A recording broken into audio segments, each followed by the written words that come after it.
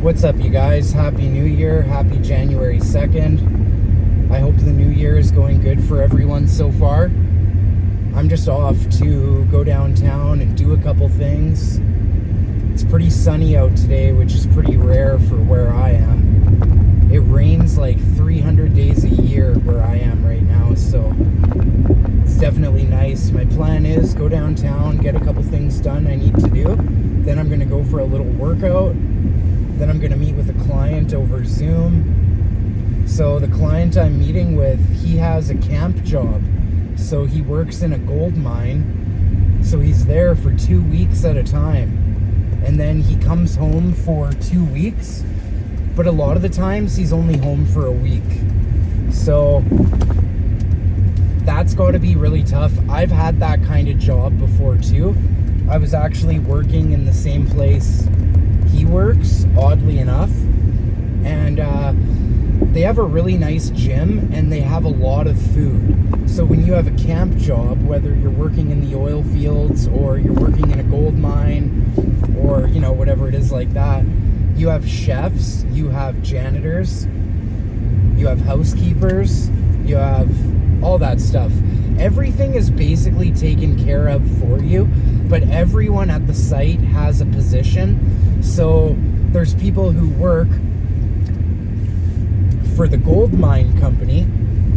Usually they're working in the underground pit in the actual mine itself, or they're working in like administration or HR. There's all sorts of positions. Security, they have nurses on site. Or you work for the company that takes care of the services, the food, the cooking, the cleaning, all that stuff. So they have a really nice gym. The food is great, but how it works is you're fed breakfast and you're fed lunch and you're fed dinner. But if you work for the mine, you got to take your lunch to go. So they prepare everything beforehand, and you come in the morning and you grab a couple paper bags and you fill up. They have everything. They have sandwiches, they have sweets, they have milk, chocolate milk, juice, fruit, all the stuff to go. And essentially, you got to be responsible for the food you put in your body, because they have a lot of unhealthy options and a lot of delicious options, because all the food is prepared on site. They have bakers, they have chefs, prep cooks, sandwich makers. There's always healthy options though. There's always salads, there's always tuna, there's always different meat. The breakfast is great because it's always all you can eat. You can have as many eggs as you want, as much bacon as you want, but you got to be mindful of this stuff. And there's not a lot of places you can do cardio, right? They have a gym with the treadmills, and you're more than welcome to walk outside. But in the wintertime, there's a lot of wildlife. Lynx, wolves, bears, cougars, all of it.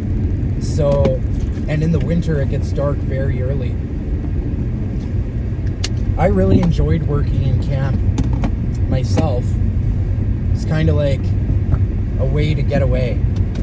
I really enjoyed it. The good food. I wasn't working out at the time, but that's the tough thing. Going from camp to home and keeping your routine and keeping consistent. And I can understand how he needs some support with that. So I got to essentially be his rock and kind of support him as best as I can for that transition from camp to home. I think he's very comfortable in camp. Honestly, I think he likes it. He's a quiet guy. He likes his space. He likes the simplicity. Can't go wrong with that, right? So what I want to do is really be there to make sure that, the routine he does in camp stays strong when he's home. So I got him on a push-pull legs variation because he's just getting started, kind of. He's been at it for about a month now. And he's ordered all his supplements online. I sent him the website to get the best price whey protein, pre-workout, creatine, all that stuff. So he's got all that, and he's also thinking about maybe looking into TRT, because as men, when we get older, our testosterone levels drop. And there's a whole lot in the world today that lowers our testosterone. Some of those things are the xenoestrogens in the air. Different air fresheners, different chemicals we use every day for like cleaning, even cooking. Canola oil, vegetable oil, I would argue that. The foods that come in the packages, goodies, snacks, fast food. Geez, there's so many xenoestrogens out there. Even laundry detergent, soap, household products, scented things for your car, and now, not to mention the biggest thing, adult content. Because a lot of guys, when you don't realize the adult content is a problem, it feels good, right? And before you know it, your tolerance goes up and your usage goes up, just like any addiction, right? I think anything that feels good can potentially be addicting, and we need to be really mindful of that, because like there's been times in my life where I've been addicted to Slurpees, right? It's just we get in the routine of like when we buy these sugary snacks and these unhealthy foods, and we kind of cling to them for comfort. So you got to be mindful of all of it. Most of the stuff that like feels good and provides you an instant hit of dopamine are bad. Delay the gratification. That's a very good strategy, I think, for combating it. Just being able to delay gratification in your life, I think, will take you very far, because you're learning discipline and you're learning to get your success from putting in the work. And we live in this weird world where like this stuff isn't talked about, and so many people are suffering, and so many people don't know why they're depressed. And it's like, look at your environment and look at how you're living your life. And I'm not coming from a place of judgment when I say this, but are you holding yourself to a high standard? What does your room look like? What's the first thing you do when you start your day, right? Because these phones, they can eat up time like crazy. All these apps, their main goal is to keep you on there. So you got to be very careful when you're scrolling and the way you start your day, because everything's designed to just kind of like keep you and take you for a nasty run. Eat up your time. You got to prioritize what you need to do, right? Give me a minute. I just got to focus on this for a sec. People are crazy. They have no patience. You ever notice that? It's like left turns are so difficult. People are going so fast. They do not want to wait. It's insane. No thoughtfulness in the world today. No patience and no thoughtfulness. So I'm about to go for a workout right now. I don't really know what I wanted to talk about. I just kind of wanted to speak about, no matter what your circumstances are, you can always make it work for fitness. And if you're dealing with depression, dealing with sadness, the first thing you should do is get in the gym. That's going to change everything for you. Time to train. Excellent workout complete. I used to do this all the time when I was like 16, 17, but these past couple days it's been happening to me too. I go into the gym and it's sunny out, it's bright out, it's daylight, and then when I leave, it's total darkness. It's a weird feeling. It's like you've been in the dungeon, right? And then you're stepping out of the dungeon after a good workout. That's how I used to think about it. You know, I really like old school lifting. I like old school techniques. I like the squat rack. I like training with chains. I don't train with chains, but I would like to. And the gym that I'm actually driving past right now is so old school. It's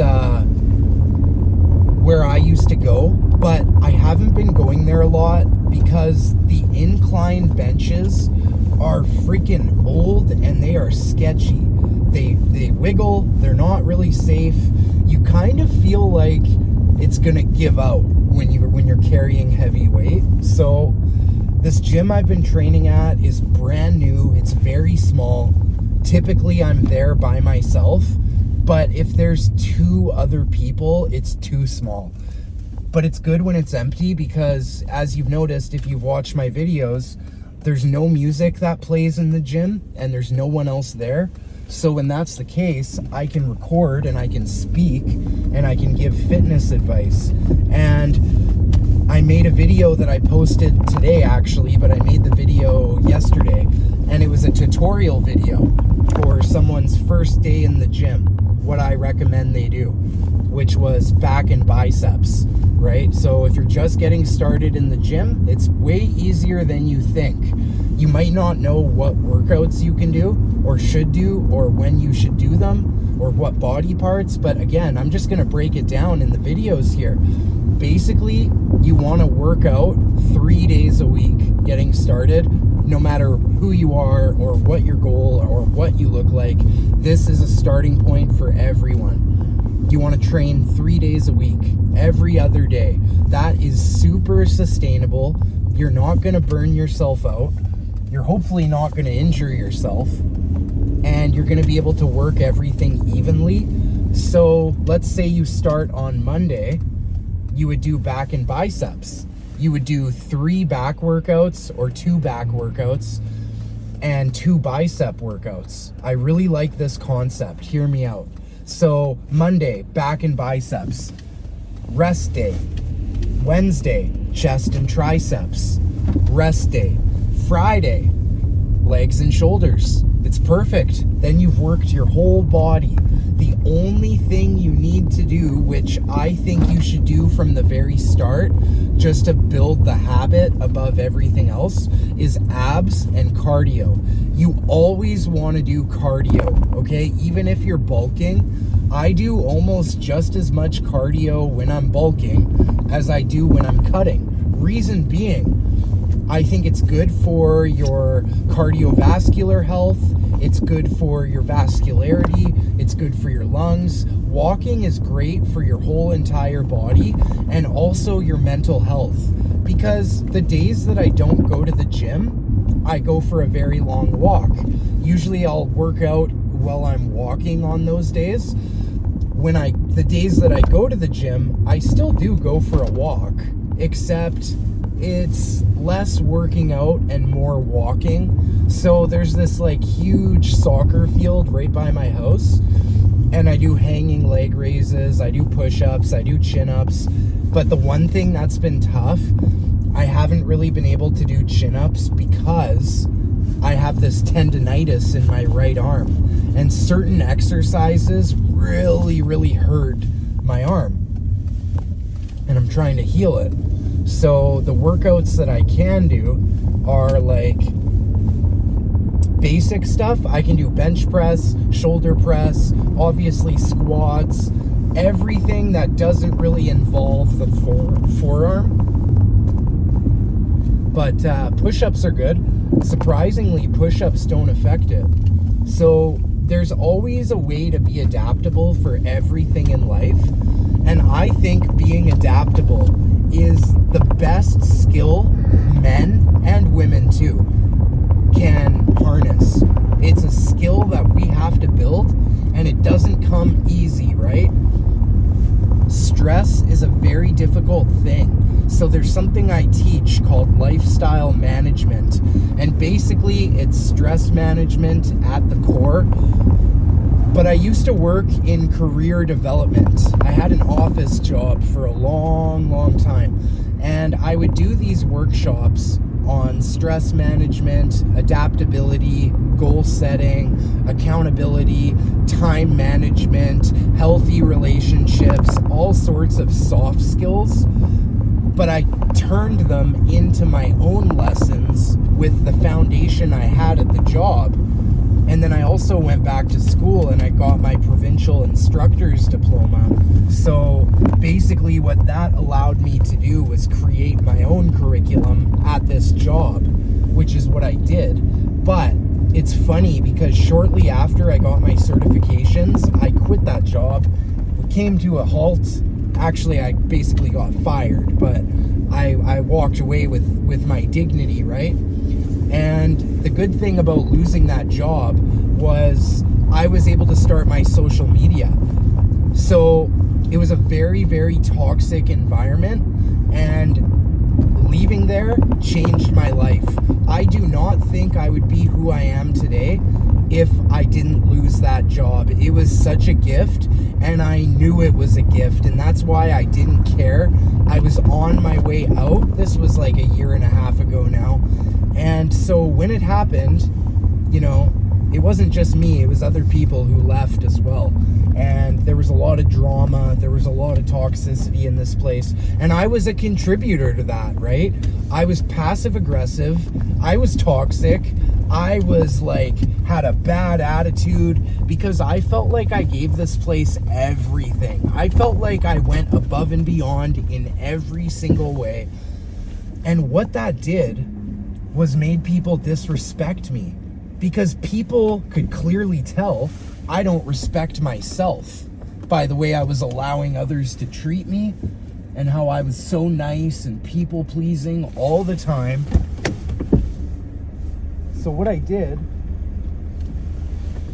is I found some positive role models on YouTube, and I started listening to them, and I started to listening to their advice that they had for me to find my masculinity, to hone my craft, to build myself up and build my skills and build my confidence. And I never really had a positive masculine role model in my life ever. So I had to think about, like, what is a man? What is masculinity? You know, what is confidence? What is role model? I had to break these things down and figure it out. And it's a never-ending conquest. And the world is lacking masculinity today. It's something that is very confusing for people, and it's an uncomfortable topic. And a lot of people think like masculinity is being mean and aggressive, and it's not. It's being respectful and kind and assertive and adaptable, right? It's being confident in your values and what you stand for. It's building yourself up and respecting yourself. And that has a funny way of like reflecting outward and speaking to people. Your vibe, your energy. Did you know that our heart has a 6-foot electromagnetic field? That's why when we walk into a room, we can feel energy. And this is something everyone has. And some of us have numbed it out completely. Others, we have honed it and we have understood it. Those of us with trauma, especially, because we've had to read energy in rooms to survive and for our own safety for how long, right?